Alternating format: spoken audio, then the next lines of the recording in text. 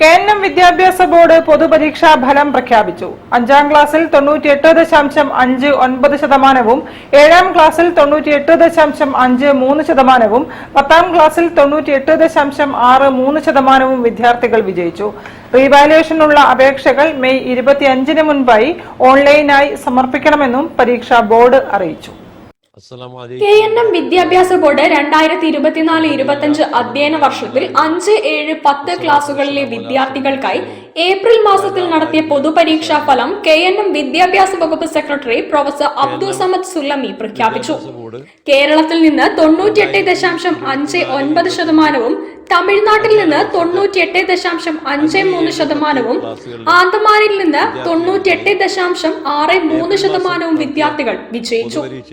5ാം ക്ലാസ്സിൽ 11%, 7ാം ക്ലാസ്സിൽ 20%, 10ാം ക്ലാസ്സിൽ 42% വിദ്യാർത്ഥികൾ ഫുൾ A+ നേടി. റീവാലുവേഷനുള്ള അപേക്ഷകൾ മെയ് 25-ന് മുമ്പായി ഓൺലൈനായി സമർപ്പിക്കേണ്ടതാണ്.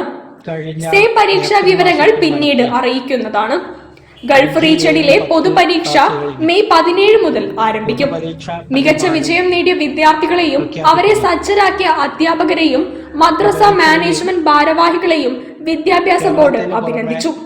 ഫലപ്രഖ്യാപന ചടങ്ങിൽ വിദ്യാഭ്യാസ board chairman doctor PP Abdul Haq, secretary Abdul Azeez Sullami, പരീക്ഷാ board chairman Aboobacker Nanmanda, controller Hamza Pullangode, board member Abdul Qayyum Palath തുടങ്ങിയവർ സംബന്ധിച്ചു. News bureau, Kozhikode. വാർത്തകളിൽ ഒരു ഇടവേള കൂടി. ക്യാൻസറിനെതിരെ പൊരുതാനായി കാലിക്കറ്റ് സിറ്റി സർവീസ് സഹകരണ ബാങ്കും MVR ക്യാൻസർ സെന്ററും സംയുക്തമായി അവതരിപ്പിക്കുന്ന ക്യാൻസർ ചികിത്സാ സഹായ പദ്ധതിയാണ് മാസ് കെയർ.